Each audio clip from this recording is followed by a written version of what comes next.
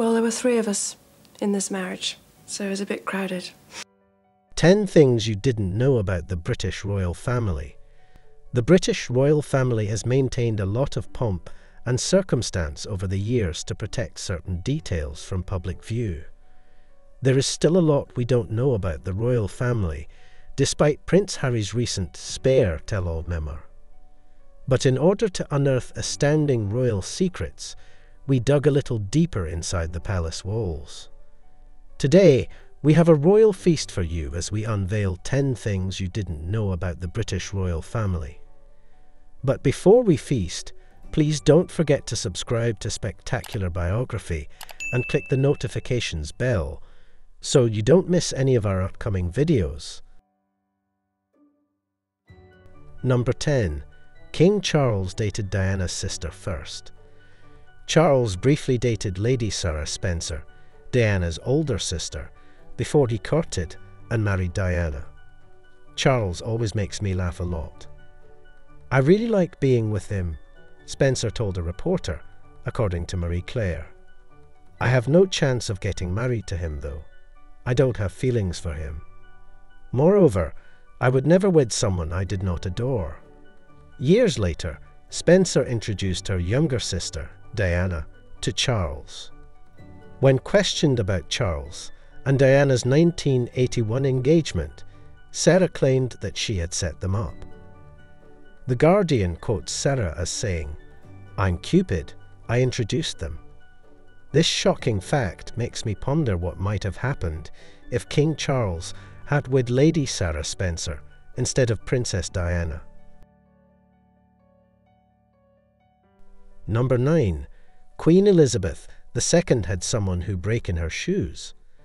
Longtime aide Angela Kelly revealed in her autobiography, "The other side of the coin, the Queen, that Queen Elizabeth II had a designated person who was responsible for helping her break in new shoes." According to People, Kelly stated, "A flunky wears in Her Majesty's shoes to ensure that they are comfortable and that she is always good to go. And yes, I'm that dunderhead." Kelly continued, "Since we share the same shoe size, it makes the most sense this way. The Queen has very little time to herself and not time to wear in her own shoes."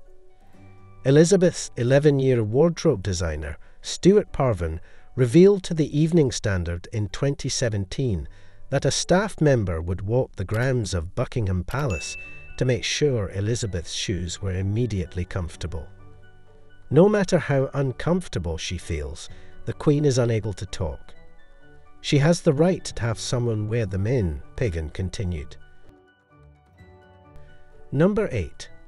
Prince Harry's real name is Henry. Prince Harry's real name is Henry Charles Albert David, but he is better known as Harry. He doesn't know why he was given the nickname, though. "My name is Henry as well," Harry told Entertainment Tonight in 2022. "But everyone calls me Harry. I have no idea why. There are also some dirty rumours that King Charles isn't his real father, but that's a story for another day, so keep in touch." Number 7. King Charles doesn't squeeze his own toothpaste.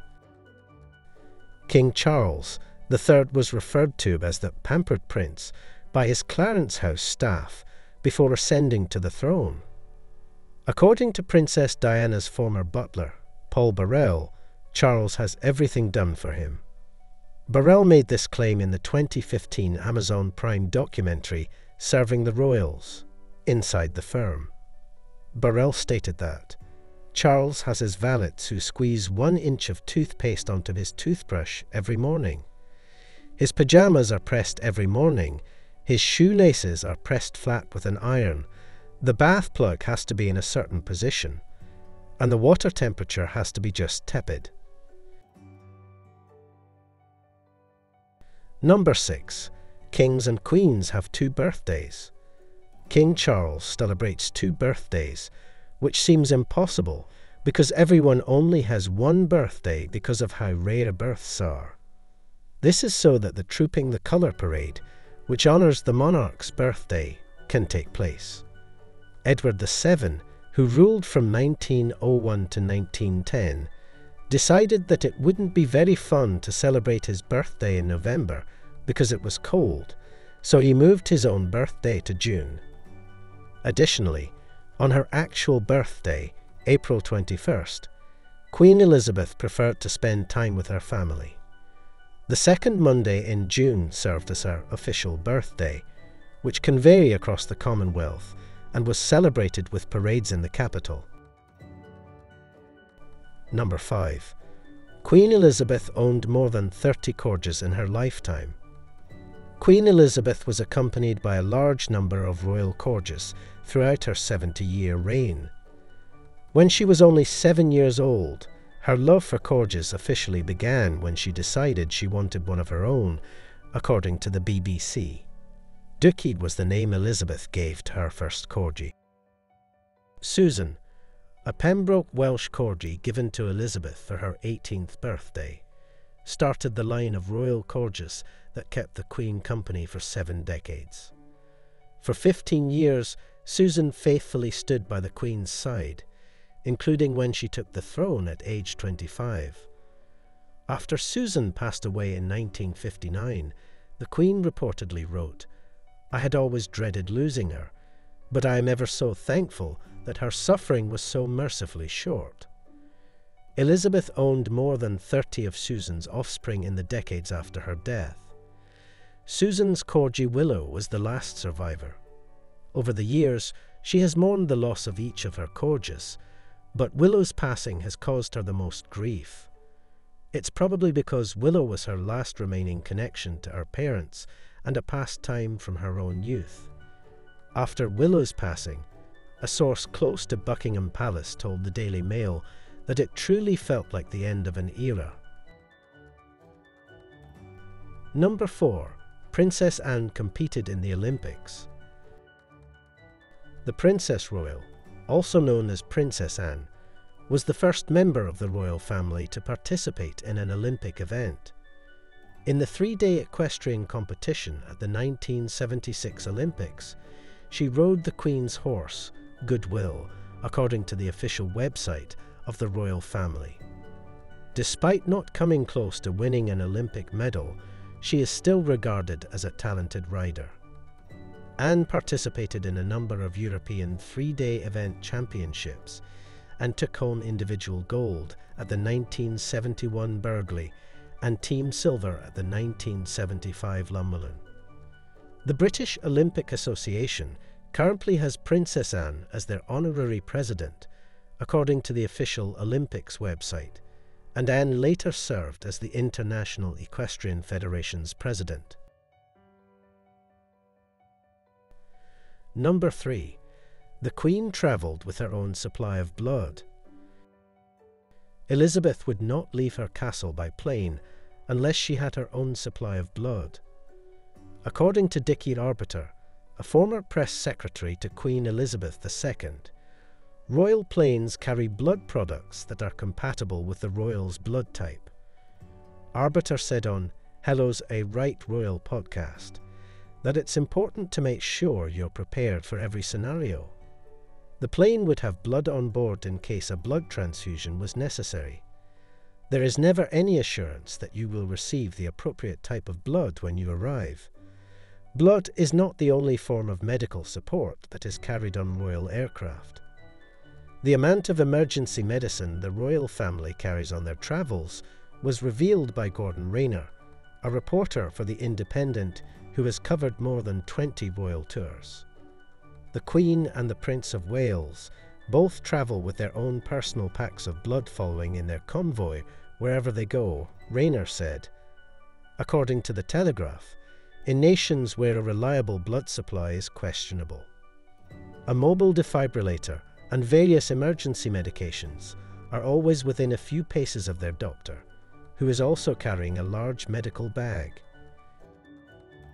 Number 2. The royal family's last name is Mountbatten-Windsor. Royal family members lacked surnames until 1917. The house or dynasty a royal person belonged to was used to identify them. According to the official royal family website, surnames were given to members of the royal family when George V specifically adopted Windsor and made it the family surname. The decision to give the name Mountbatten-Windsor to Queen Elizabeth's progeny was made later. Nevertheless, the majority of the royal family does not have a surname. Only members of the royal family without official titles typically use surnames. This is due to the fact that royals are typically so well known that people can recognize them without knowing their surname. The official title of the family can also be the source of a surname. For instance, Prince George took on the last name Cambridge at school because William is the Duke of Cambridge. Members of the royal family can be identified by their surname, which is not always the same, as well as by the name of their royal house. And frequently, they don't even use a surname, according to the official royal family website. Number 1. This royal family could have been totally different. It's difficult to imagine a world without the same royal family that we know and adore, but if King Edward VII hadn't abruptly abdicated the throne in 1936, a different set of family members might have made headlines. King George VI, the father of Queen Elizabeth, took the throne after King Edward VII's voluntary abdication, which allowed Elizabeth to be crowned in 1953. Although Queen Elizabeth would have officially taken over as ruler if King Edward hadn't abdicated, that wouldn't have happened for another 20 years, and who knows how that would have affected family ties.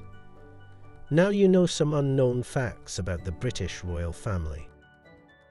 How many did you already know, or which fact was the most shocking to you? You can check out the stories of Queen Elizabeth and Prince William by using the end screens above.